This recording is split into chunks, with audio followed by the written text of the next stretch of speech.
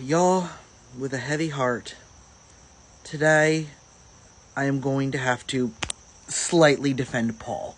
I hate when I have to defend Paul. It is not a fun experience for me.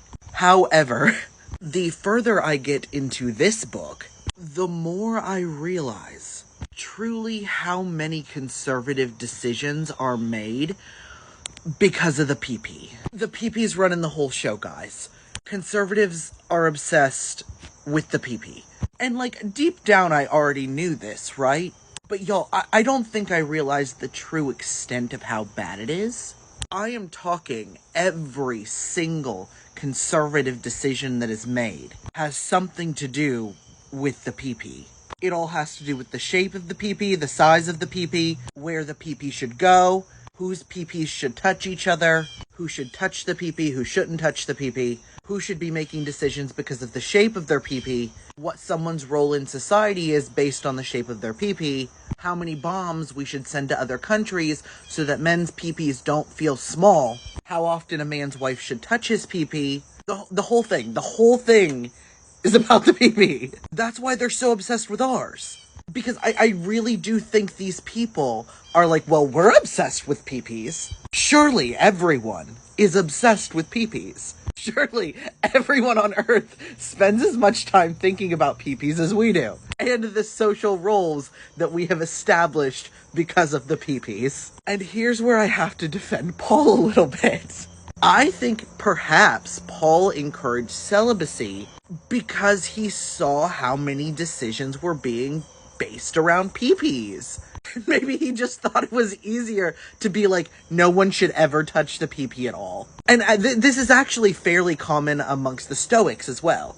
There were a lot of Stoic philosophers during Paul's time who were also advocating for celibacy. Because they were like, well, if you're celibate, you're not going to be making decisions based around the PP. And I mean, that's not true.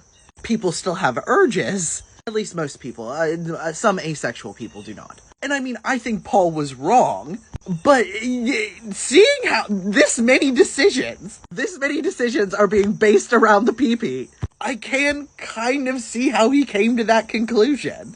Unfortunately, it completely backfired, because Paul talks so much about the PP that now there are a whole bunch of conservatives who are like, surely this is what our entire religion is about. Oh, you're absolutely right. And in fact, I'd like to take it a step further. I would like to propose that white American evangelicals do not actually worship Christ at all. White American evangelicals worship the PP. That's right, y'all, we're getting a whole PP series. So first off, I want to make something very, very clear. Anytime a religious conservative is trying to argue with you about anything, their argument will never actually be about biology. It will never be about the safety and security of children. It will never be about job security or national security. Anytime a religious conservative argues with you about anything, their argument will be purely theological. Trying to argue with them on any other point is useless. Because they don't care about kids, they don't care about biology, they don't care about socio-political or socioeconomic strategy, they care about their theology. That is it. And you can't even really argue with them using the basic principles of Christianity.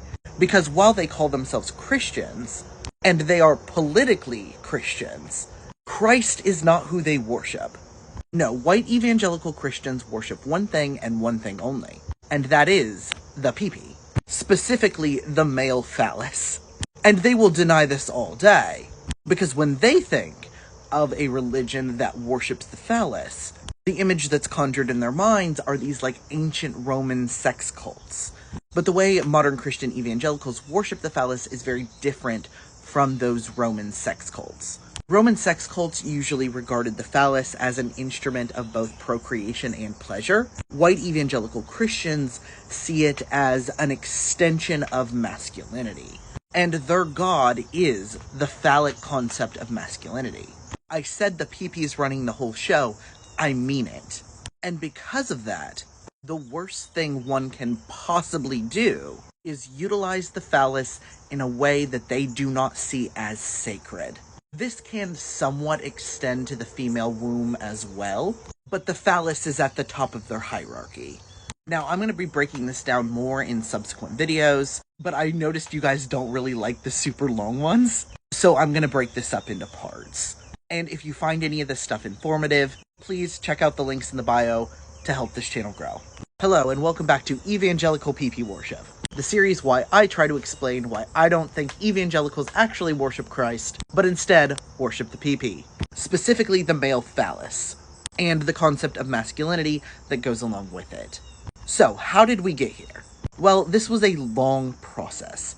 I touched briefly on the writings of Paul in the first video I made in this series, but I think it's important to talk about the militarization of Christianity.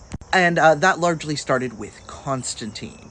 Long story short, Constantine didn't want to be a Christian, his wife kept nagging him. Constantine was like, well, I'm gonna get into this battle and we're probably all gonna die, so I'll take a chance and put a cross on the front of my army's shields, and if it works and we don't all die, I will become a Christian. And Constantine won that battle and became a Christian. And after that, we start seeing Christianity used as an arm of the military. Now, let's fast forward a couple thousand years. The concept of the Lord's Army has very much been established in white American Protestantism. And I'm not gonna lie, as much as I hate to admit it, part of it is Appalachia's fault, guys. A great deal of us are Scots-Irish. So there were a lot of Appalachian people who wanted their depiction of Jesus to be closer to that of William Wallace and other heroes along those lines. And when a lot of Appalachians moved west for work, they brought a lot of that mindset with them to California, which was very, very quickly becoming the home base of white evangelical Protestantism. I know you wouldn't think that about California, but that is very much the case. This created a massive boom in the popularity of the American Western. And a lot of evangelicals loved this idea of the American cowboy. To them, the American cowboy symbolized the masculine ideal. While this was happening, we were simultaneously seeing a rise in televangelism. This is when Pat Robertson and Billy Graham really start making a name for themselves. Then later on, we get like the Bakers. So we have a bunch of rich white men whose masculine ideal is the American cowboy, and they are very, very quickly becoming the vast majority of Christians because of televangelism. Now, up until the time of around the Vietnam War, Christian pacifism and Christian socialism had been very, very popular. So there became this growing tension between them over things like civil rights, the Vietnam War, women's rights, gay rights, and so these televangelists start dipping their toes into politics. Pat Robertson actually ran for office. He lost, but he did run for office. Then we start getting politicians like Reagan, who very much embodied this American cowboy ideal. And Reagan very much set up the framework for the Christian nationalist right that we see today. Anyway, if you enjoyed this video, I'm going to be breaking this down some more. But if you'd like to see this channel grow, all the stuff is on my page. Hello, and welcome back to Evangelical PP Worship, the series where I try to explain why I don't think evangelicals actually worship Christ, but instead worship the PP. So in the first video, I explained kind of the theology behind white Christian evangelicalism and its association with masculinity and the phallus. And in the last video, I explained the history of how we got there. It was a very brief history. It is so much more complicated than that. But I think that at least sets up a framework for what we're going to talk about next, which is how white Christian evangelicals see women. Now, in the first video, I talked about the fact that because white evangelical Protestants worship the phallus, they think the worst sin one can commit is to use the phallus in a way that they do not see as sacred. And I briefly mentioned that this somewhat extends to the woman's womb as well. The womb as like a sacred ideal that is lower in the hierarchy than the phallus. Now, in the Bible, bloodlines are something that are particularly important, simply because of how that particular ancient society was structured. And a lot of ancient societies were structured as patriarchies, especially throughout Europe and the Middle East. I can't really speak on indigenous cultures, simply because I'm not very well versed in that, but the ancient Middle East in general was largely a patriarchy. We have to remember, around this time period, it was very important to have like 10 children, because chances were 9 of them were going to die to war or plague. That was just how shit was. Women were largely viewed as property, and their ability to bear children was seen as a service that could be bought and sold. So a lot of what you're going to see throughout the Bible is based around paternity. This was not a time with birth control.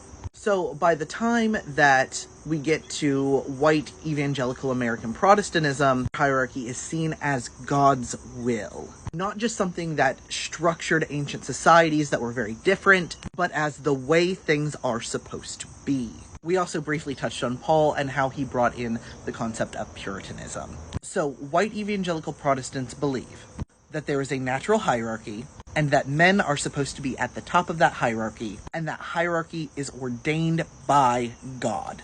And that hierarchy starts to become more important than the words of Christ themselves. White evangelical Christians start to see maintaining that hierarchy as the sole purpose of their life on earth. And because they believe that maintaining that hierarchy is what is going to get them into heaven, a lot of the words and messages of Christ are completely thrown out the window. At the end of the day, to them, Christ doesn't really matter. What matters is maintaining the God-ordained hierarchy. If you talk to most evangelicals, they do not actually see Christ as a masculine ideal. But in the next few videos, we're going to talk about how that interacts with their political policies. So if you enjoyed this video, consider helping my channel grow. All the ways to do that are over here.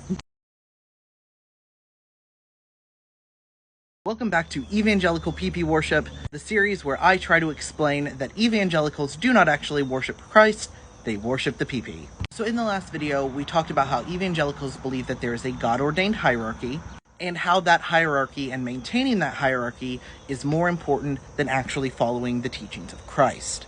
And because they follow that hierarchy, they believe that the worst sin one can possibly commit is to use the PP in a way that they do not see as sacred. We also touched on how they do not believe Christ is the masculine ideal. Because if they did, evangelical Christianity would be a very different religion. It is incredibly difficult to read about Christ and view him as the evangelical masculine ideal. As we talked about earlier, the evangelical masculine ideal is far closer to the American cowboy. This figure of rugged individualism, of masculinity, of toughness, and of military strength. You know, big PP energy. Or at least what conservatives see as big PP energy. The figure of Christ is gentle. He is empathetic. He is a healer. He cares for other people. A lot of the traits of Christ are traits that most evangelicals would consider feminine. So let's talk about how these people view femininity. Because they see femininity as sacred, but lower on the hierarchy than masculinity. They fundamentally see qualities that they view as feminine as less important than traits they see as masculine. So things like kindness, gentleness, caregiving, those things are not seen as being as important as strength and hard work, and of course, virility. Virility is a core tenet to white evangelical Christianity.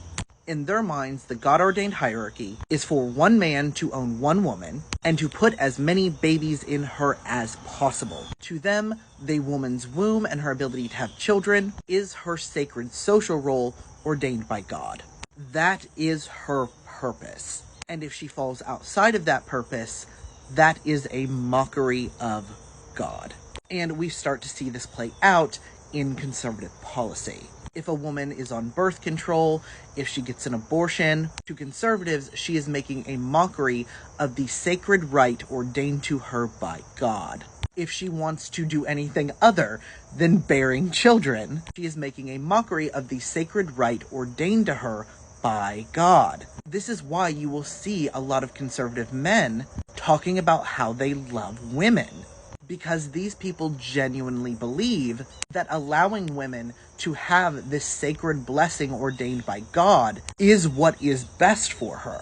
This is supposed to be the way things are. And if she strays from that, she is straying from God's intent.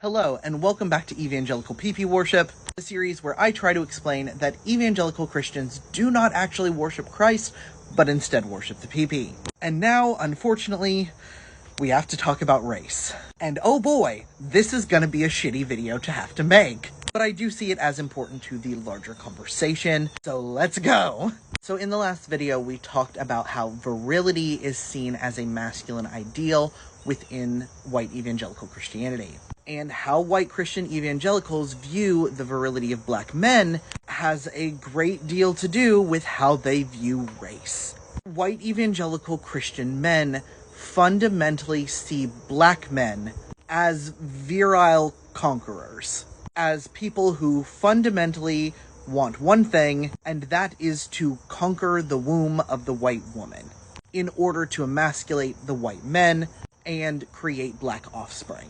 Is this insanity? Yes. Is this how these people view the world? Also, yes. A great deal of the driving force behind white evangelical men is the fear of being emasculated by black and brown men. This is also why race relations are better between white men and Asian men, because a lot of white evangelical men think that Asian men's peepees aren't as big as theirs. This is why so many white men are so quick to go out and unalive black men if a black man so much as talks to a white woman, or if a white man loses to a black man in a fight. It has nothing to do with protecting anyone. It is entirely about emasculation. And frankly, the fact that white men's PP worship runs so much of the race relations in this country is deeply depressing. Now, I don't think that this is at the forefront of the minds of most white evangelical men, but it is absolutely a subconscious thought. And unfortunately, this shit still plays out today. A bunch of white guys are subconsciously trying to take back their masculinity from black men they see as having bigger peepees. Fuck, we live in a depressing world. Welcome back to Evangelical PP Worship, the series where I try to explain that evangelicals don't actually worship Christ, but instead worship the PP. And in this part, we're going to be talking about how evangelicals view children. Now, a lot of the time when evangelicals talk about children, they want to talk about maintaining the innocence of children. You know, the whole let kids be kids thing. But that's not actually true. Evangelicals don't actually care about the innocence of children. Like we discussed, what they care about is maintaining what they see as a God-ordained hierarchy. Now, this was a graphic created by Bill Gothard, who was an evangelical minister and known child predator. And this is very much the hierarchy that evangelical Christians follow. At the top, it says Christ. What they actually mean is the church and ministers. Below that is the husband, whose job is to protect the family and provide for the family. And the wife is below the husband, and she is supposed to be the managers of the children and the home. Therefore, if something happens to these children, if predatory behavior is carried out in any way, that is not seen as the responsibility of men. It is seen as a failing of the wife. She was the one who was supposed to be managing the house, managing the children, and making sure no harm came to them. It was not the fault of the predatory man, it was the failing of the mother, and to some extent the father, though if the father seeks vengeance, then he is redeemed. This creates a system that is ripe for predatory behavior. Evangelical Christians talk about how they want to protect children from sex, but they don't actually want to do that. Their entire religion is based around the phallus. That is what they worship. They worship the phallus, they worship the hierarchy. They are very keen on teaching kids about sex, as long as those teachings maintain the hierarchy. Girls are not taught what to do in the bedroom, or how to prevent men from hurting them, but they are absolutely taught about purity, and how they are less valuable as people if they have sex. Young men are taught that they are to abstain from sex until marriage so that they can continue their bloodline with a woman the family sees as suitable. He is not taught about consent. He is taught that one day he will marry a woman, that woman will be his property, and he is entitled to anything he wants from her because that is his God-ordained right in the hierarchy. And his job is to be as virile and create as many children with that woman as possible. They also see their children as an extension of their own bloodline, and thus an extension of themselves. They do not see children as individual people with their own thoughts and desires and needs. And because of that, strict enforcement of the hierarchy is what is important to teach children, not gentleness or kindness or how to be a healthy adult. They are the gift from God, their reward for maintaining the hierarchy. Anyway, if you liked this video and you'd like to see this channel grow, check out the links in my bio. This is my job. I do have to pay my bills. I really hope you're enjoying this series. Welcome back to Evangelical PP Worship, the series where I try to explain that evangelicals don't actually worship Christ, they worship the PP. So in the last video, we talked about how evangelicals view children, specifically how they view children and sex. And we talked about how they see their children as an extension of themselves. Now, here's where things get even weirder than you could imagine, because we're going to talk about the Joshua generation. Now, creating the Joshua generation is not the goal of a lot of evangelicals. I wouldn't even say the vast majority of them, but it is a prominent enough group that it's worth talking about. And even if evangelicals don't believe in the Joshua generation specifically, they do maintain the hierarchy that allows things like the Joshua generation to come into fruition. So what is the Joshua generation? Oh boy. The Joshua generation is an evangelical principle that evangelicals are supposed to have as many children as possible in order to get those children into places of political power to usher in the second coming of Christ. Now, we have to remember how evangelicals see Christ and how they see God in general, which is, of course, the PP. They see the second coming as a great and glorious war that will eventually bring them all to the kingdom of heaven. Honestly, kind of like Valhalla.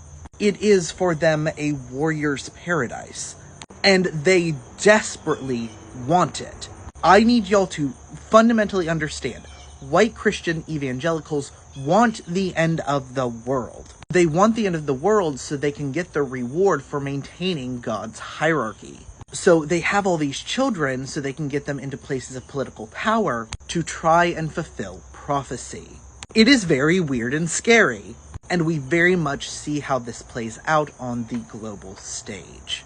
But if you liked this video, check out the links in the bio in order to help this channel grow, and stay tuned for the next part, because we're going to talk about how evangelicals see global politics and war.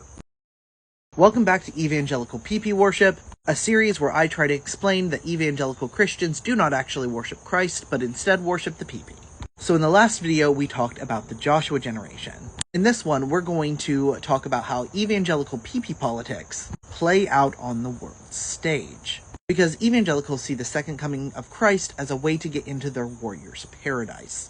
And what better way to prove one's masculinity than through war? As I said, this is a tradition that dates back to Constantine. War is part of how evangelical men prove their toughness and their ability to protect their family. And they believe that a strong national defense is how they maintain the masculinization of the man, and thus maintain the social hierarchy that they believe is ordained by God. So they will warmonger to shit, and they will use political strategies that they believe will fulfill prophecy. This is why they have such a close relationship to Israel. Not because they care about Jewish folks, or about peace in the Middle East. It's because they think maintaining a relationship with Israel will help maintain the prophecy that will allow the second coming. They are also deeply, deeply afraid of communism, because they see communist policies as fundamentally weak. In a world where everyone is paid the same way, how is a man supposed to maintain the social order of being the provider? And if a man's not a provider, then his pee-pee's gonna feel small. And if a man's pee-pee feels small, then he's not going to be able to properly maintain the family. And if the family falls apart, well then we're gonna be catapulted into degeneracy. So, let's talk about degeneracy, and how conservatives view it. But if you like this video and you want to see this channel grow, check out the links in my bio. Welcome back to Evangelical PP Worship, the series where I try to explain that evangelicals don't actually worship Christ, they worship the PP. And I promised y'all a video on the gays, so we're getting a video on the gays, and specifically how evangelicals view gay people and degeneracy. So evangelicals fundamentally see queer people as people who will degenerate the social hierarchy. And remember, the social hierarchy is ordained by God. And the reason they see things this way is because, as we discussed, they worship the PP. And they see queer people as fundamentally utilizing the PP in a way that is not sacred. They see gay men as denying the social order dictated by God by choosing not to engage in procreative sex, thus denying his role as a father and a protector of the family. They see lesbians as having shirked off their womanly duty to find a husband and have children, and they have thus denied a man that which they see as rightfully theirs. And they loathe trans people, because they see trans people as making a mockery of their God-ordained hierarchy. But here's the thing, saying I believe this way because I believe that there is a God-ordained hierarchy, and I believe these people are degenerates that fundamentally pose a threat to the social order, that's not a very good argument, especially when we're supposed to be a nation built on freedom. So they have to hide behind other things. They have to pretend we are a threat to children. They have to pretend we are criminals. Because saying these people don't deserve rights isn't a super popular position. They have to convince other people that we are doing something wrong. They have to accuse us of being groomers and pedophiles, because then they can accuse their opponents of being soft on child predators. They want to say that queer people are exposing children to sex, but what we are actually exposing them to are options that exist outside of their hierarchy, and they see that as a mockery of God. This is why so many of them will be like, God gave you that body, and you're mutilating it. But they have no problem with things like breast implants, with circumcision, or with genital surgeries on intersex infants, because they believe that all of those things help them to maintain the natural order of the hierarchy. The hierarchy that puts the PP at the top. They are obsessed with trans women because they truly do not understand why anyone would give up that God-ordained position of power. And they are threatened by the fact that they may be attracted to a trans woman, which would emasculate them. They ignore us as trans men because they just see us as women. And the opinions of women can always be ignored because they have lower status on the hierarchy. The only voices of women they will ever listen to are those who help them maintain it. Anyway, if you like this video and you want to see this channel grow, check out the links in my bio. Welcome back to Evangelical PP Worship, the series where I try to explain that evangelical Christians do not actually worship Christ, they worship the PP. So we've gone through a lot of conservative talking points and how they relate to the PP. So now it's time to talk about this guy, because this is the end result of evangelical PP worship. And how Donald Trump became popular with evangelicals is very, very weird. So first off, we have to talk about the role capitalism plays in this hierarchy. Because men are seen as the providers, maintaining capitalism is seen as very, very important to evangelicals. In a more socialist society, men's role as the provider is no longer super relevant, and thus the hierarchy falls apart. So evangelicals love rich men, because rich men are the ultimate provider, but only a certain type of rich man. Rich men who help them maintain the social hierarchy are seen this way.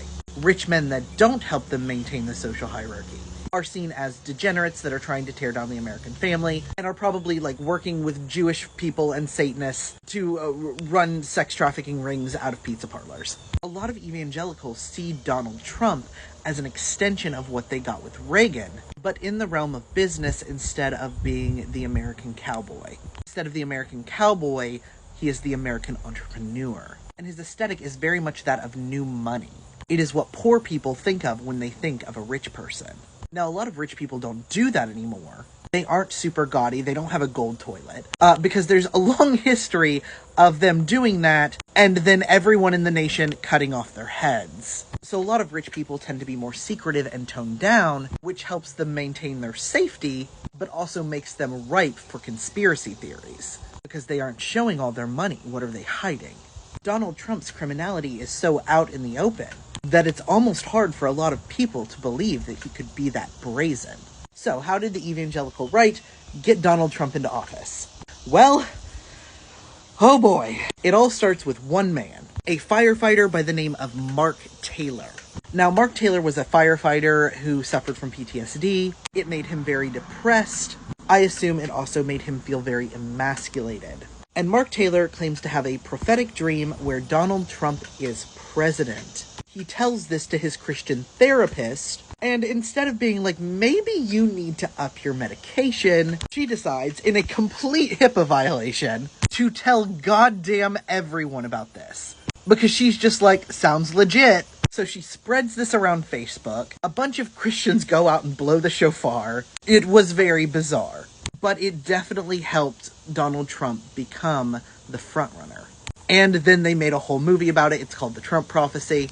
But to evangelical Christians, Trump embodied the no-nonsense masculinity that they held as an ideal.